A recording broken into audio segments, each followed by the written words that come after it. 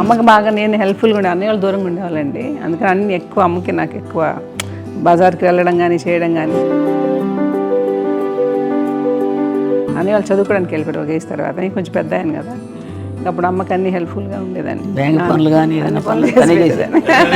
ఇది నాకు కొంచెం టఫ్ టైమ్స్లో కూడా ఆమె నీ పాటికి నువ్వే ఉండాలి, ఎవరి దగ్గర ఉండదు, ఎవరి ఇంట్లో ఉండదు, మా దగ్గర కూడా ఉండదు, నీ ఇద్దరు బిడ్డలు పెట్టుకుని నువ్వే ఉండాలి ఆమె వాళ్ళు చెప్పారండి. చాలా టఫ్గా చెప్పారు. బట్ నాకు అదే ఇచ్చే ధైర్యం.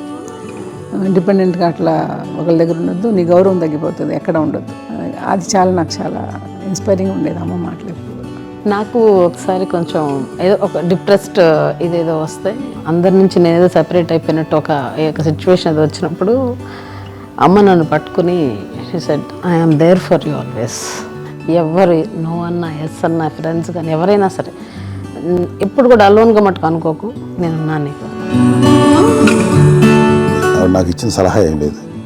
బట్ ద బెస్ట్ థింగ్ మా అమ్మ దగ్గర నుంచి హగ్ అండి. ఈరోజు కూడా మా అమ్మని హగ్ చేసుకోకపోతే అంటే అది నాకు మా అందరిలోనూ, అంటే ఆవిడ పెద్ద చదువుకున్న వ్యక్తి కాదు, పెద్దగా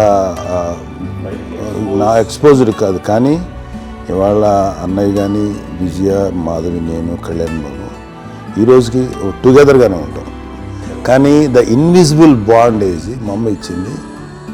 ఆ లవ్ అండ్ ఎఫెక్షన్, హగ్, అవన్నీ ఆవిడ నాన్ వెర్బల్ అడ్వైజ్ ఏంటంటే అందరూ అలా కలిసి ఉండాలనేది ఆవిడ నుంచి మేము నేర్చుకున్నాం. నాగబాబు కంపెనీ అమ్మకి ఎంత ఇష్టం అండి. మా కంపెనీలో పెద్ద నవ్వదు కానీ రిలాక్స్ అవ్వదు, కానీ నాగబాబు కనబడితే నవ్వు.